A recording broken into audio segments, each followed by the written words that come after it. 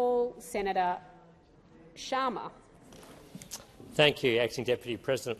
Well, unfortunately and alarmingly, the issue of public importance we are discussing today, Hong Kong's widespread application of national security laws to repress civil society, has just taken on a new level of urgency and crisis. Earlier today, a court in Hong Kong sentenced 45 former politicians and activists to up to 10 years in prison in the biggest prosecution brought under Hong Kong's national security laws to date.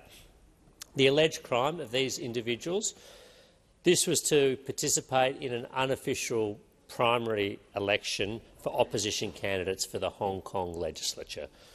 Normal political activity, but somehow participating in this most basic democratic exercise was labelled by authorities a conspiracy to commit subversion.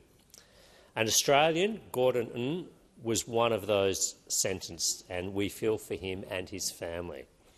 Let me be absolutely clear. This is part of an ongoing and relentless assault by authorities in Beijing and their local enablers against fundamental freedoms in Hong Kong.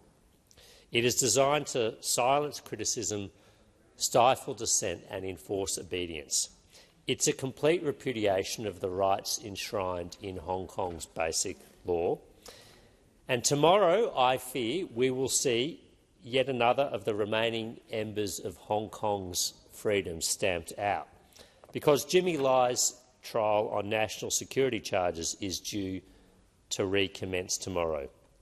Jimmy Lai is a journalist, publisher, writer and a pro-democracy campaigner. He was the founder of Apple Daily, one of Hong Kong's most popular newspapers and the largest independent Chinese language media outlet in the region, until it was forced closed by authorities in 2021. Mr Lai was first arrested in August 2020 and has been detained in prison since December 2020, for much of that time in solitary confinement. His current trial is for alleged sedition and conspiracy to collude with foreign forces, and I put that in quotation marks. But as the prosecution case makes abundantly clear, Mr Lai is being charged for practising journalism, for holding political authorities to account, for scrutinising their conduct, for raising concerns about the respective authorities for fundamental human rights. As the United Nations Working Group on Arbitrary Detention has found, Mr Lai is being unlawfully and arbitrarily detained. This same UN Working Group also found that his ongoing detention and imprisonment is a violation of Mr Lai's rights to freedom of expression, to peaceful assembly and association, his right to a fair trial and the prohibition against arbitrary detention. And as the group concluded, Mr Lai's ongoing imprisonment is unjust and he should be released immediately and his trial discontinued. And I add my voice to those calls today. Mr Lai should be immediately and unconditionally released.